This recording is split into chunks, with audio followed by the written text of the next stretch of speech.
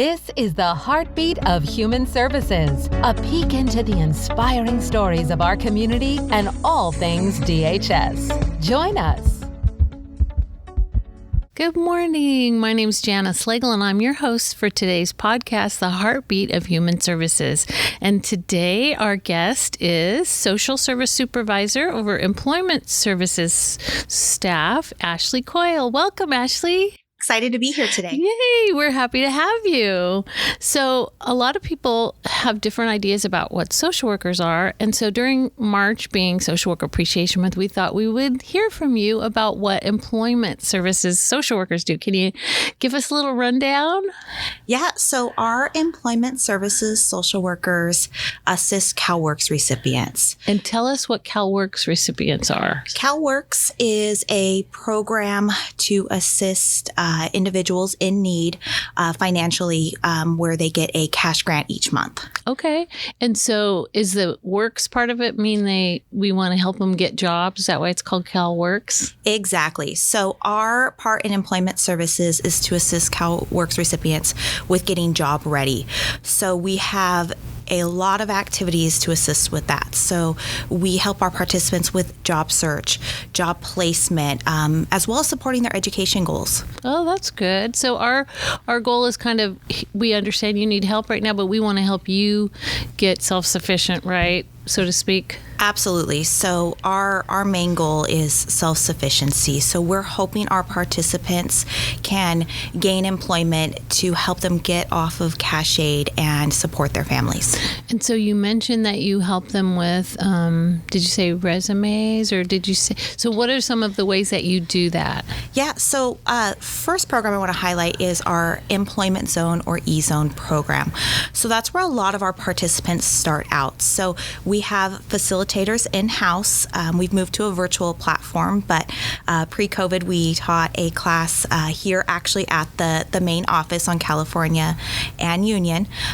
They assist participants with job preparation. So the first week is spent in a classroom setting where they're updating their resume. They're teaching them interview techniques. They're building their confidence to go out into the job market. They're teaching them how to dress for success to land that job.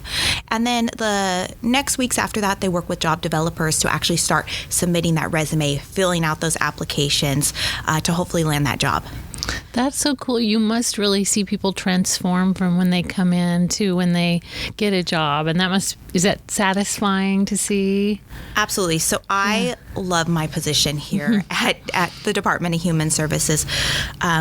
Seeing someone come in maybe who recently lost their job or who maybe has never been in the job market at all, to watch them grow and ultimately, find their place in this world, in this employment world, is just so gratifying. It's so amazing to watch that individual come from a place of low confidence. I'm not going to be able to get that job. I've been on a bunch of job interviews and I haven't gotten that call back, to watching them participate in our employment zone and finally get that call and land that job. It's amazing. That is amazing. When we interviewed our director who just retired, Dina, she was just saying the dignity of helping someone get a job. It really gives them a sense of dignity, doesn't it? Absolutely. To feel like they're worthy of that. So that's a huge thing that you guys do. And so do you have a team of people you work with?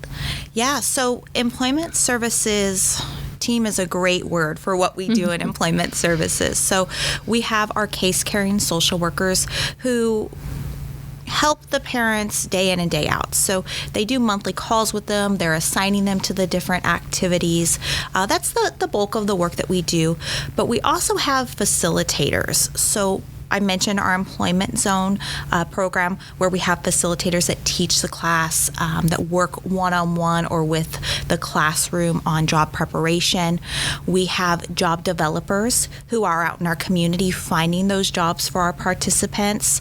We also have now workshop facilitators that are assisting with building life skills for our participants. So we also offer life skills building classes. So can you tell us just one or two classes? What are some of the skills you're teaching? Yeah, so one of my favorites is our education, employment and education, where we talk to participants about the difference between profit and nonprofit schools. We have self-esteem. We have SMART goals. I think we're up to about 20 different life skills classes now. That's wonderful. And so is each class like an hour long or? Yeah. So they're 1 to 2 hours. We've moved to a virtual platform now. So they'll watch the pre-recorded video.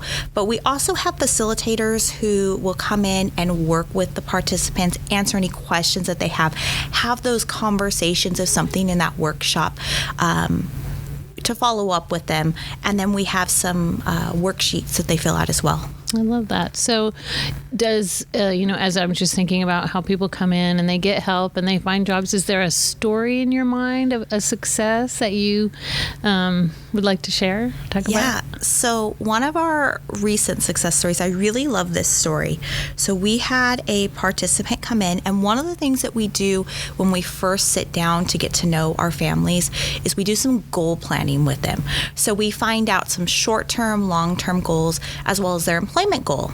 So this individual's short-term goal was to find employment. So they were job ready. They wanted to get in the job market. And their ultimate employment goal was to be a social media consultant. So they started with the pandemic. They started out working actually at our COVID vaccine clinic. So we have a program called Employment Preparation Program where our participants go out onto the job sites.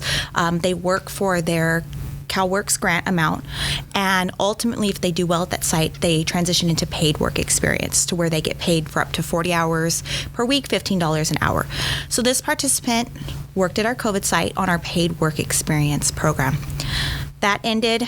Great work ethic. She transitioned to another work site. She went off of cash aid due to her employment through paid work experience. But this is where the story gets good. So she went off cash aid, so she didn't have a Calworks Employment Services social worker any longer. But she stayed in touch with that social worker, and she called him up in December and said, due to the opportunities provided through the paid work experience, she made that right connection and is now a social media consultant, making $19 an hour, full-time benefits. Amazing story. That is amazing. Wow, she must feel so different from when she first started out coming to us. I think it's important for people to know we want to help people get off services that we offer them. We're a safety net, right, in times of struggle. But what a wonderful thing to help someone become so independent like that. And just she must be so happy. Absolutely. I have one more to share with you. Tell us. So I ran across this other story recently, and this was one where we supported a parent's education goals. I'm your co-host, Allison, and I'm interrupting today's podcast on behalf of Social Worker Appreciation Month. During this month, we're highlighting social work positions available at current DHS. If you're considering working in social services, the time is right. The following positions are available: Social Services Worker 4 in Court Services, Emergency Response, Family Services, and Permanency Services. Apply online today at kerncounty.com under the Careers tab. Thank you for listening, and now back to the podcast. So she was attending Bakersfield College in the nursing program. We have a lot of supportive services that we offer. So we can assist with child care. We can assist with transportation costs. We can assist with textbooks. In this case, some nursing fees to help her get her license. So she participated in our program. We just found out she is a full-time nurse making $27 an hour, and reached out to her social worker and just told her how grateful she is for the services received. Wow. So to be a nurse in this day and age, that's a lot, isn't it? I love it. I love what you guys get to do. And Ashley, so many things you talk about that you're doing to help the families, like, getting the child care, all the different barriers people have to getting jobs, right? And I was mentioning earlier, I've seen you, our department gets donations for things all the time from Dollar General and different IKEA. And you've always been a proponent of trying to get those to your families, haven't you? You want to tell us a little bit, how does that work? Absolutely. So our community is very generous. Yes. And so they we've been provided, like you said, through Dollar Tree, toiletry items, some smaller household goods. IKEA has provided us with furniture. We've been given mattresses. Wow. We've been given dressers, for example. So I work a lot with our family stabilization program. At one point, that was my unit. And so our family stabilization program assists parents who have additional barriers to employment. So maybe they're homeless right now. Maybe they have just extra needs to where they're not quite work ready. So a lot of that program assists parents transitioning out of homelessness. And so a lot of those donations go to the families working in that program. I remember we had a parent transition out of homelessness. IKEA was so generous. We had a mattress for her. She was so excited to be able to have that bed for her child in her own home. Wow, that's our great. CalLearn participants utilize those donations as well, and those are parenting teens. So again, giving them items to assist them transitioning out of homelessness, or just day-to-day items, cleaning, toiletry, to help our families. Wow. So family stabilization is a unit that helps people get to the point where they're work ready, right? So Yes. like you said, they may have barriers. So I love those stories. Those are great stories. And tell us a little bit about your team. So you supervise social workers. How many social workers do you supervise? Yeah, so me individually, I have our training unit. A training so unit, okay. I supervise 3 trainers who do all of our new induction social worker classes, as well as ongoing trainings for our social workers. So my unit varies in size depending on hiring needs. We just finished up interviews, so I plan on having a very large unit soon. So they train other social workers. Your unit trains Yes. other social workers. Okay. Yes. So do they train social workers in employment services? Okay. Correct. Teaching them how to do the different classes and all the different ways you interact with the families. And Yeah, we spend the bulk of our time in our induction class teaching about the different activities and supportive services that we have, and then how to work with families as well. So when a person comes to us and they need a cash assistance, is the program or the programs that you're offering, are they mandatory or optional? Yeah, so our program is mandatory for Calworks recipients. Right now, due to the pandemic, we are able to incentivize some of our programs a little bit more than we used to be able to really encourage our families to participate, because we know that there's some additional barriers with Sure. the pandemic and COVID-19. So most of the time we are mandatory. Right now we are operating under more of an incentivized program. That's great. Well, I mean, anything we can do to help people become employable and feel better about themselves. And then it teaches the generations after them, hey, I don't always have to be this way. I can get better and I can learn more and I can become self-sufficient, right? So you probably see the kids learning too, which is great. Absolutely. Yeah. I think our life skills workshops is a really great way that, you know, they're learning these skills that they can then pass down to their children. So if a person is more interested in learning more about Calworks, how would they do that?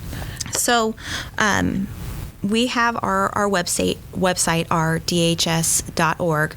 A lot of great information on that website. It talks about how to apply for Calworks, how to get cash assistance. And then we also have a spot on there directly for our employment services. Awesome. That's great. Well, I love learning about all the different things our department does to help the community, Ashley, and you do a great job with your families and your social workers. And so we hope that you feel honored during Social Work Appreciation Month, and we want you to know that we're proud of you and all the work you do. Is there anything else you want to share with us today? Yeah, so I've talked a lot about our program in regards to Calworks recipients, but I wanted to talk a little bit about what our program does for the general population. So we also, under Employment Services, have a Job Fest team. team. So our Job Best team works with the community, so it's not just for Calworks recipients. They've moved to a very big online presence. So if you are looking for a job in the community, that's a great first stop to go to. They're on LinkedIn, Facebook, Instagram, YouTube, Job Best of Kern. They post job leads daily. You can get on an email list where weekly they'll send out those job leads. I also wanted to talk about our Jobs First room downstairs. When our lobby reopens, we will have computers available to the community where they can come in, job search.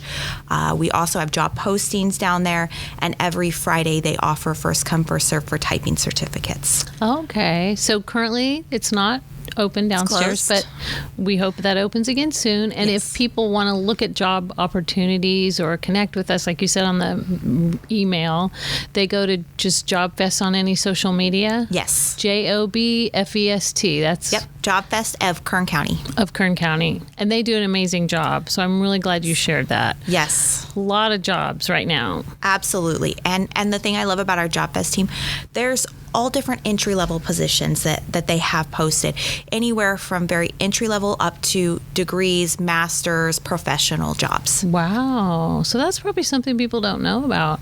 So not only do we as a department help people who don't have job skills to get job skills, but then we also offer, connections to jobs, right? And we help prepare people with how to dress, how to ask questions. Do we do any kind of mock interviews? Absolutely. So our E-Zone takes care of that. So they will teach you how to interview. They'll tell you what to say. They'll teach you how to take your experience and how to put that in an interview form. That is a great opportunity. So if people want to learn more about that particular, help getting a job and that kind of thing, is that on the DHS website or just JobFest out there? JobFest. I would say for our general community, reach out to our JobFest team. Perfect. All right. Well, thank you so much, Ashley. I always learn something new even about this huge department at Kern County. This Department of Human Services is the largest department in our county. So with over 1,600 employees and a lot of great things happening. So thank you for being our guest today, Ashley. Thank you so much for having me. I'm your co-host, Paula Hernandez, and let's get into today's Mindful Minute. We'll be talking about the positive effects of laughter. When it comes to relieving stress, more giggles are just what the doctor ordered, and here's why. A good laugh has been tested and proven to relieve stress. Short term, a good laugh can stimulate many organs, activate and relieve your stress response, and soothe tension. When you laugh, you fire up and then cool down your stress response. And it can increase and decrease your heart rate and blood pressure. The result? A good, relaxed feeling. Long-term, laughter can improve your immune system, relieve pain, increase personal satisfaction, and improve your mood. And I know you're probably thinking, I already knew this, but the science behind it is pretty fascinating. Studies show negative thoughts manifest into chemical reactions that can affect your body by lingering more stress into your system and decreasing your immunity. By contrast, positive thoughts can actually release neuropeptides that help fight stress and potentially more serious illnesses. It's your body's natural painkiller. Maybe that's why some people laugh in really bad situations. It's the body's way of trying to deal with stress. I definitely do this. Just the other week, my car got broken into, and all I could do was laugh and joke about my misfortune. And it's a terrible thing to joke about, but I'd rather joke about it than let those negative thoughts linger. I know this world can be crazy at times, but try to put some humor onto your horizon and share a laugh with somebody today. This has been your Mindful Minute. Thank you for joining us for the Heartbeat of Human Services podcast today. We hope you'll join us next time.